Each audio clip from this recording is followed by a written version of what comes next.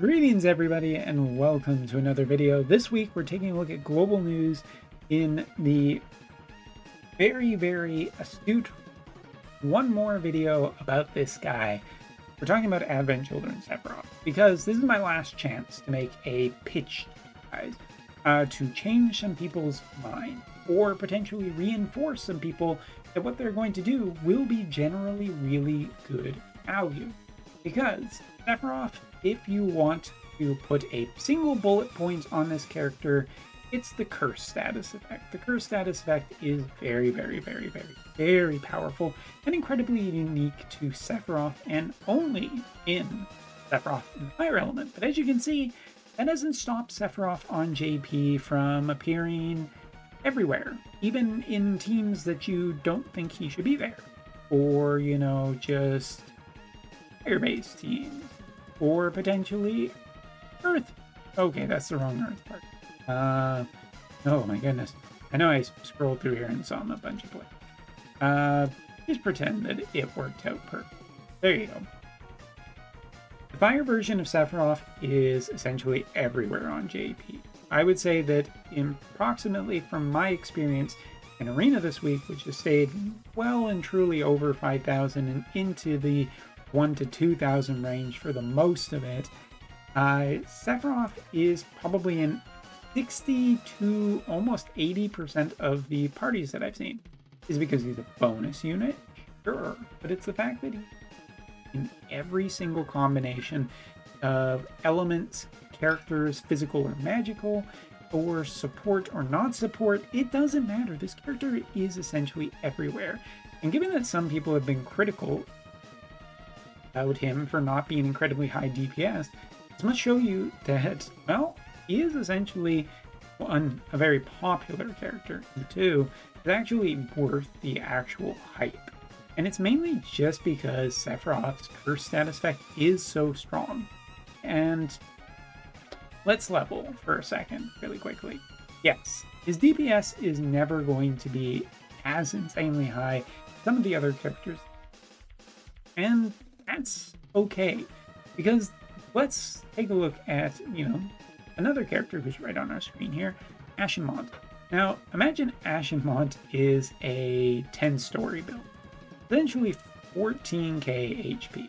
And if he was to go about his regular stuff and have the fully equipped blood sword on him and everything, well, he's going to be getting a fair decent amount of healing to go with all of his other bonuses. And yeah, he's probably going to be actually more closer to a 15, 16, or 17 story building that you might have to climb or knock the hell down.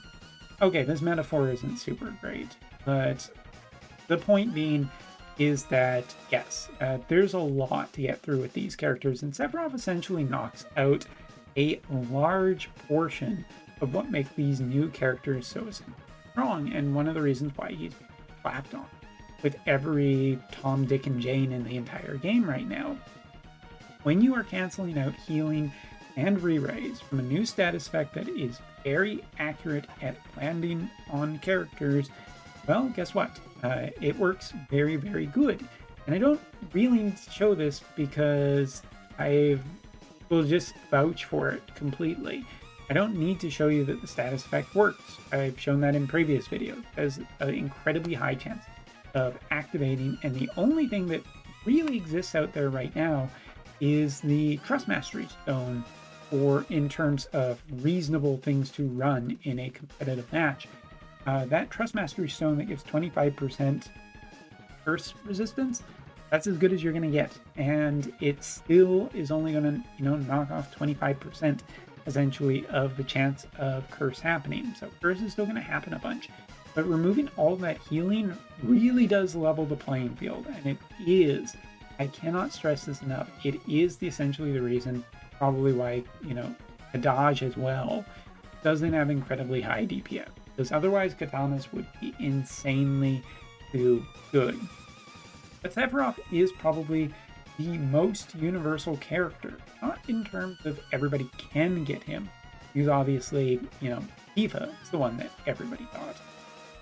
But Sephiroth is the character that you can essentially max out and stick with any team right now on JP. And I do mean that. Any team. Fire, water, lightning, dark, whatever.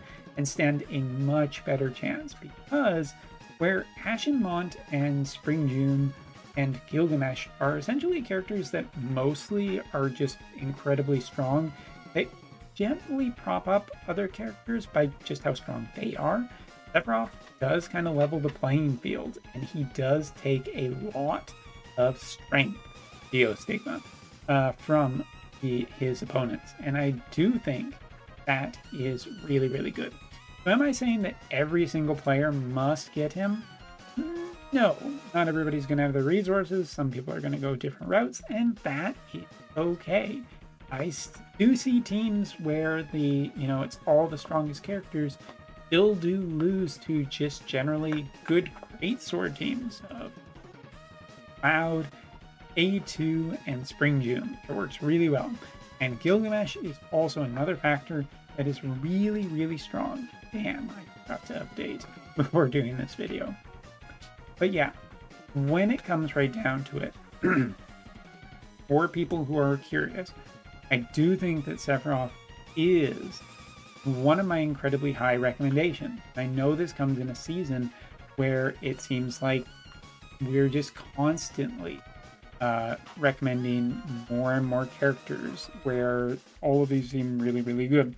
But if you're looking for another incredibly flexible character that is really good, that is really unique, that I do honestly think will stand a very long time in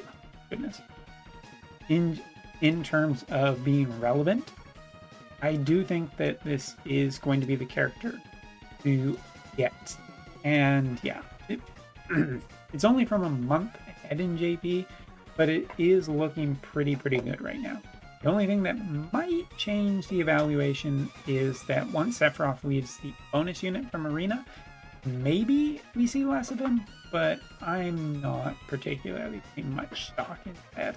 I think he's just going to find his way into parties with every which character, where even the most basic Year 1 vision cards can pop up these incredibly strong characters enough to be absolutely dominant.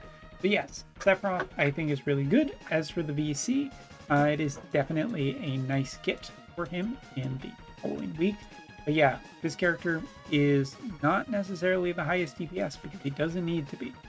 Knocking 40% of another unit's ability and survivability, such as re-raise or healing, take a real think about that with characters you fight against now. Tanks, Spring June, Ashen Mont with the Blood Sword, take away all of that healing. Those characters aren't as impossible to beat they once were. Either way, everybody gets a 10 free pull for Sephiroth, so that should be enough of a reason to at least give it a bit of a shot. Because hey, you might miss out, but you might just land yourself one of the best. Anyway, that is my final verdict on Sephiroth. Best of luck as June begins for all my global players watching it. See you later.